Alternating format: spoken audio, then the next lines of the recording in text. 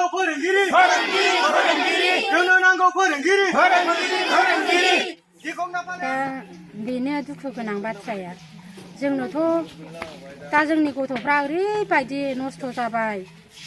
गथ'फ्रा बे साननैसोआव ना लेखा फरायनाय ना स्कुल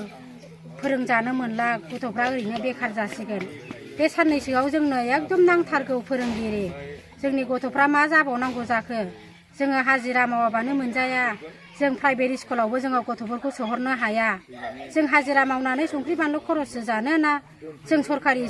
प्राइभेटआवसो जों गथ'फोरखौ सोनो दा जोंहा बेफोरनि जेबो राहा गैया जोंनो थाबैनो एकदम बे सनारिजान गुदि फरायसालियाव जोंनो फोरोंगिरि नांथारगौ जोंनो नङाबा जोंनि गथ'फ्रा नस्थ' जासिगोन जोंहाथ' खावलायनो गोनाङा बेनो जोंनो माने फोरोंगिरिखौ नांथारगौ मानो होनना बुङोबा फोरोंगिरि गैयाब्ला बे उन्दै उन्दै गथ'फ्रा दिनैहाय गासिबो माने बरबाद जालांजोबगोन बरबाद जालाङोब्ला जोंहा जोंनि बर' हारिनि जिथु थांनानै थानांगौआव माने बे उन्दै उन्दै गथ'फ्रा रोंनांगौ रानांगौआव माने गासिबो गोलैसोनानै थालांगोन मानोना दिनैहाय साननानै नाय दानि मुगायाव ओरैनो लेखा गोरों नङाब्लानो जेरावबो बेरायनो हाया जेरावबो थांनो हाया जेखौ सानो बेखौनो मावनो हाया बेनिखायनो बे उन्दै गथ'खौ जोङो बे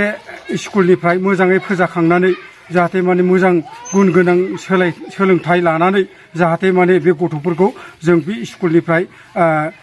गुबुन स्कुलाव जोङो दैथायहरनो हायोब्ला जोंनि थाखाय बे जोबोद मोजां मानो होनना बुङोब्ला जोंहा साननो लुगैया बेनो फोरोंगिरिनि आंखाल जानायनि थाखायनो फोरोंगिरि जिथु माने बेयाव फोरोंगिरि एकदमबारे नांथारगौ बे फोरोंगिरिखौ मोनाब्ला जोङो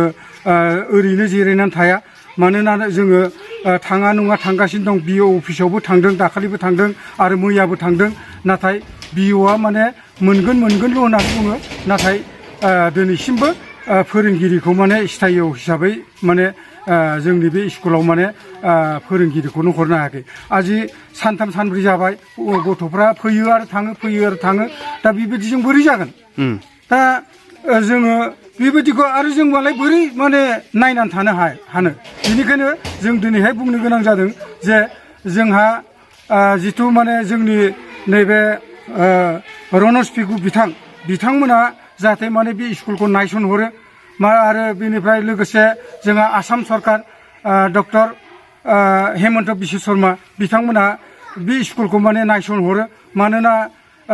जोंनि सनारिजान बे स्कुला दिनैसिम बेसेबांबा गोबावनिफ्राय माने मोजां सोलोंथाइनि थाखाय मोजां फोरोंगिरि जों मोननो हायाखै मानो हरदोंब्लाबो बिदिनो साननै सानथामनि थाखाय हरो 2-3 मासनि थाखाय हरनानै आरो ग्रोब माने बोखारनानै लाङो बेयाव दिनैसिमबो स्थायी माने फोरोंगिरि जोङो मोननो हायाखै दा बेखौनो आं बुंबाय जाहाथे माने आं खावलायो माने आसाम सरकार आरो रनज पेगु बिथांमोना माने जोंनि बे फोरोंगिरिखौ जोंनि बे स्कुलखौ बा फरायसालिखौ माने नायसनगोन होननानै आं बिथांमोनखौ माने आङो गोब्राबै खावलायो